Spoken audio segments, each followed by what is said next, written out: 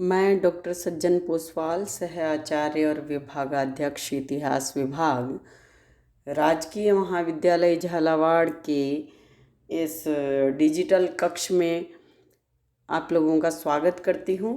इस उम्मीद के साथ कि कोरोना काल में लंबे समय से बंद पड़ी कक्षाओं के बावजूद इन वीडियोज़ के माध्यम से ये जो रीडिंग मटेरियल और ऑडियो वीडियो आपको उपलब्ध कराई जा रही हैं, इसके माध्यम से आप अपने नुकसान की भरपाई करेंगे और इतिहास को समझने में मदद पाएंगे, जो हम लोग जितनी कर सकते हैं। हम पिछले 4 भागों में नेपोलियन की बात कर रहे हैं कि किस तरह से नेपोलियन ने एक बड़ी ताकत फ्रांस को बनाया और खुद भी बना, लेकिन महाद्वीपीय प्रणाली और स्पेन में उसका हस्तक्षेप और युद्ध उसके लिए घातक सिद्ध हुए और इसके साथ ही एक यूरोपीय शक्ति के रूप में उसका पराभव पतन शुरू हुआ। ये पतन आगे रुक नहीं पाया और लगातार नेपोलियन को एक के बाद एक जिन युद्धों और संकटों का सामना करना पड़ा, उनसे कभी कभी ऐसा लगता था कि नेपोलियन फिर से रिकवर कर रहा है, फिर से शक्ति अर्जित कर रहा है, लेकिन यह सही साबित नहीं हुआ, चिरस्थायी साबित नहीं हुआ और नेपोलियन की यात्रा पतन की यात्रा साबित हुई। हम जानते हैं कि 1808 में नेपोलियन ने स्पेन में हस्तक्षेप कर कर ततैये के छाते में हाथ डाला था, जिससे वो जूझ रहा था। और जब वो स्पेन में उलझा हुआ था, तब उसके शत्रुओं ने उसकी इस कमज़ोरी का, इस मौके का फ़ायदा उठाना चाहा और अपने पिछले अपमान का बदला लेने के लिए ऑस्ट्रिया ने फ्रांस पर आक्रमण कर दिया। 1809 में जब ऑस्ट्रिया ने फ्रांस पर आक्रमण किया, तो स्पेन में उलझे होने के बावजूद वाग्राम के युद्ध में नेपोलियन ऑस्ट्रिया को हराने में सफल हुआ और उसने ऑस्ट्रिया को वियना की संधि करने के लिए बाध्य किया, जिसकी जो मोटी मोटी बातें थी, बड़ी बातें थी, वह ये थी कि एक तो इस संधि के माध्यम से नेपोलियन ने एक बड़ा क्षेत्र प्राप्त कर लिया ऑस्ट्रिया से, और दूसरी बात, उसने ऑस्ट्रिया को भी इस बात के लिए राज़ी कर लिया या कहें कि मजबूर कर लिया कि वह महाद्वीपीय प्रणाली स्वीकार करेगा, यानी कि ब्रिटेन की आर्थिक नाकेबंदी करेगा। इस संधि के माध्यम से ही नेपोलियन ने अपनी जो पहली पत्नी थी जोसेफाइन, उसको तलाक देकर ऑस्ट्रिया की राजकुमारी मेरी लुइसा से शादी भी की। इस तरह से ये 3 प्रमुख शर्तें थी जिन्हें मानने के लिए ऑस्ट्रिया को इसलिए बाध्य होना पड़ा क्योंकि उसने चलाकर आक्रमण किया था, खुद आक्रमण किया था नेपोलियन पर, फ्रांस पर, और वह वाग्राम के युद्ध में पराजित हुआ था। अब अगली जो कड़ी है, जो नेपोलियन के पतन में हम यूँ कहें कि उसके ताबूत में एक महत्वपूर्ण कील साबित हुई, तो वह है नेपोलियन का 1812 का मास्को अभियान। दरअसल जो नेपोलियन ने ब्रिटेन के खिलाफ महाद्वीपीय प्रणाली अपनाई थी, उसमें रूस उसका साझेदार होना था, उसे उसका सहयोग करना था, लेकिन नेपोलियन को लगा कि रूस महाद्वीपीय प्रणाली की पालना में उदासीन है, शिथिल है और बराबर उसकी पालना नहीं कर रहा है। इसलिए उसको सबक सिखाने के लिए नेपोलियन ने 5 लाख सैनिकों के साथ रूस पर आक्रमण करने का निर्णय किया और जून 1812 में उसने रूस पर आक्रमण किया और चलते चलते वह आगे बढ़ता गया, लेकिन रूस ने बड़ा रणनीतिक निर्णय लिया, कूटनीतिक निर्णय लिया, और जैसे नेपोलियन आगे बढ़ रहा था, रूसी सेनाओं ने पीछे हटने की नीति अपनाई।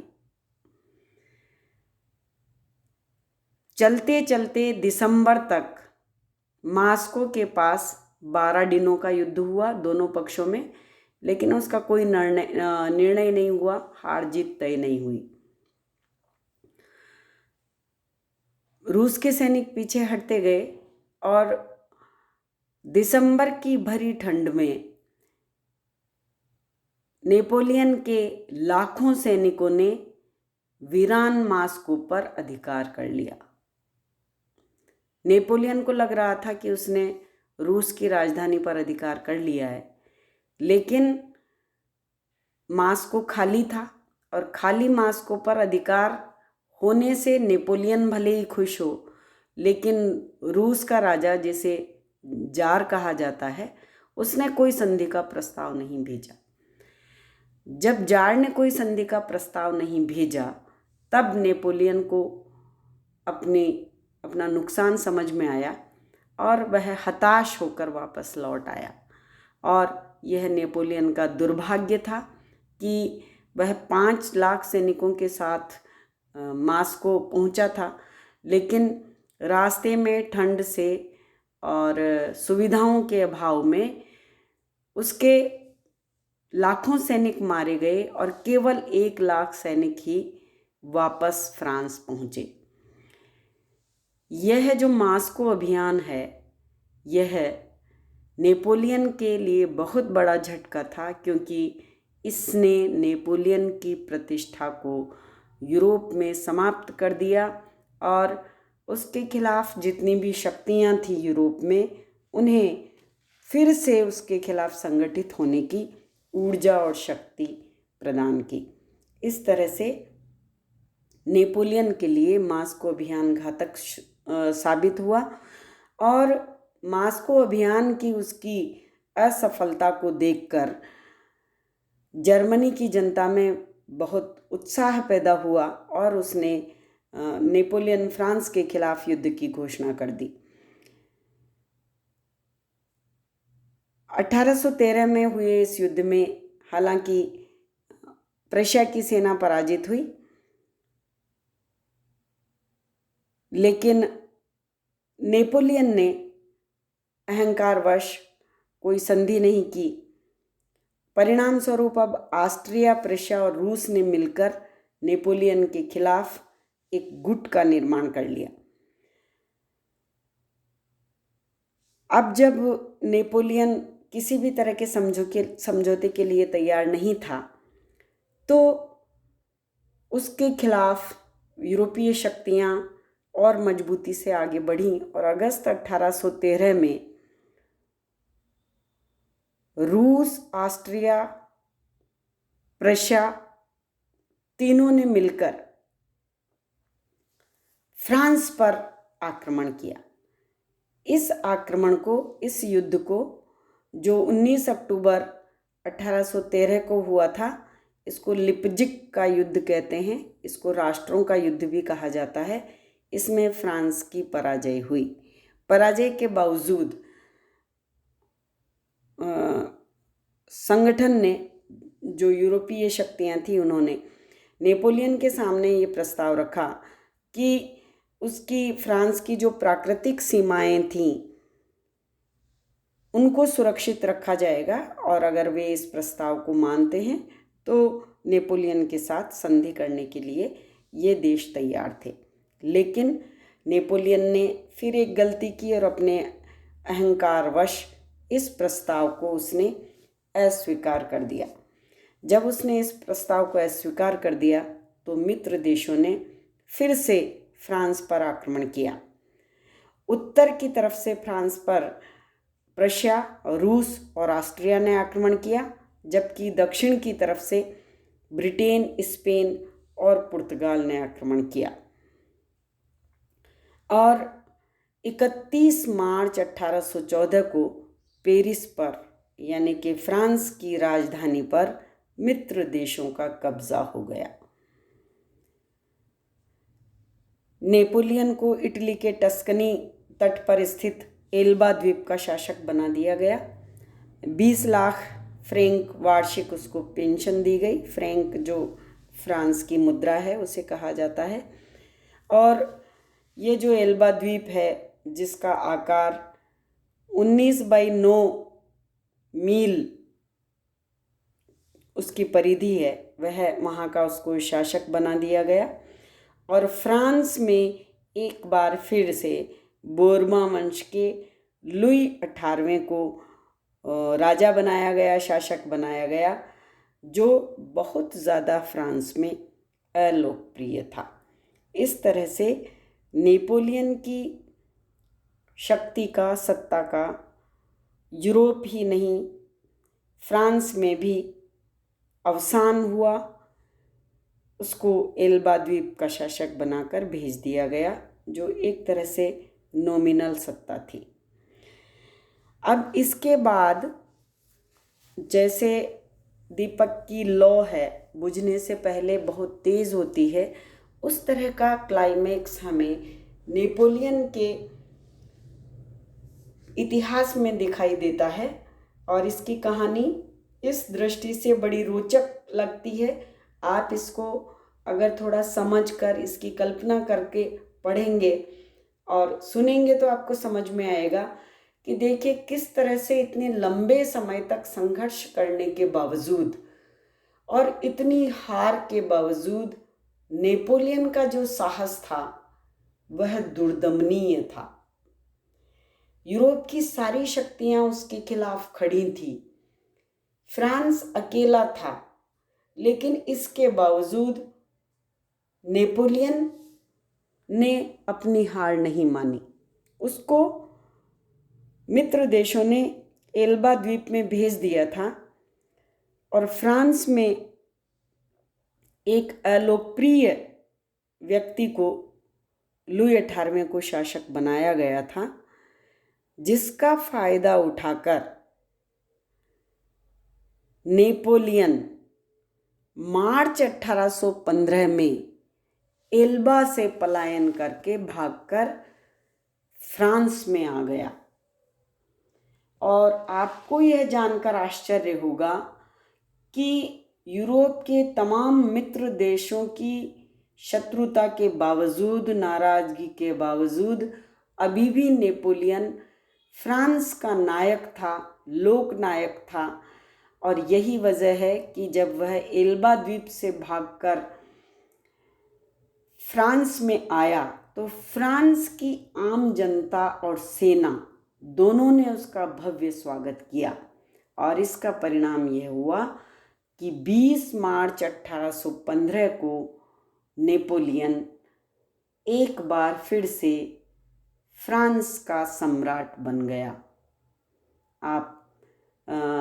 मैं नहीं जानती आप इस कहानी से कितने रोमांचित हो रहे हैं, कितनी इसकी कल्पना कर पा रहे हैं, लेकिन इतना तय है कि नेपोलियन की अंतर्राष्ट्रीय गतिविधियों में तमाम तरह की विफलताओं के बावजूद फ्रांस में वह अभी भी नायक था, महानायक था। उसी तरीके से जिस तरह से वह इटली के पहले अभियान के बाद जैसा उसका स्वागत हुआ था, फ्रांस की जनता अभी भी उसके लिए उसी तरह से पलक पावड़े बिछाए हुए थी। फ्रांस का वह शासक बन गया, लेकिन शत्रु देशों को यह मंजूर नहीं था। सभी शत्रु देशों ने एक बार फिर से इकट्ठा होकर फ्रांस पर आक्रमण किया और बेल्जियम में ब्रुसेल्स के पास, आप ध्यान से सुने, नक्शे में देखें, याद करें और गोला बना दें उस जगह पर। बेल्जियम में ब्रुसेल्स के पास वाटरलू के मैदान में फ्रांसीसी सेना अंततः 18 जून 1815 को निर्णायक तौर पर पराजित हो गई। इसके साथ ही नेपोलियन ने भागने की कोशिश की। वह भागा, लेकिन बाद में उसको समर्पण करना पड़ा और अब नेपोलियन को दक्षिण अटलांटिक सागर के सेंट हेलेना द्वीप में मित्र देशों द्वारा निर्वासित कर दिया गया। इससे पहले एल्बा में उसे शासक बनाया गया था, लेकिन अब जब उसने दोबारा फ्रांस का शासक बनने का दुस्साहस किया तो उसे सेंट हेलेना द्वीप में निर्वासित कर दिया गया और वहीं गुमनामी की जिंदगी जीते हुए अंत में 5 मई 1881 को उसकी मृत्यु हुई थी। इधर नेपोलियन के निर्वासन के बाद मित्र देशों ने फ्रांस में एक बार फिर बोर्बा वंश के लुई 18वें को फ्रांस का राजा बना दिया। इस तरह से एक रोमांचकारी इतिहास का न केवल फ्रांस में बल्कि दुनिया के, खास तौर से यूरोप के इतिहास में भी पटाक्षेप होता है। बच्चों, आप इन सब घटनाओं को अगर नक्शा सामने रखकर देखकर पढ़ेंगे तो बहुत रोचक ये कहानी आपको लगेगी। यह बहुत सारी सीख देती है। यह सीख कि किस तरह से जब व्यक्ति अपने चरमोत्कर्ष पर होता है तब वह कुशल होते हुए भी, योग्य होते हुए भी, सेना नायक होते हुए भी गलतियां करता है और उन गलतियों का खामियाजा उसे भुगतना पड़ता है। जय हिंद।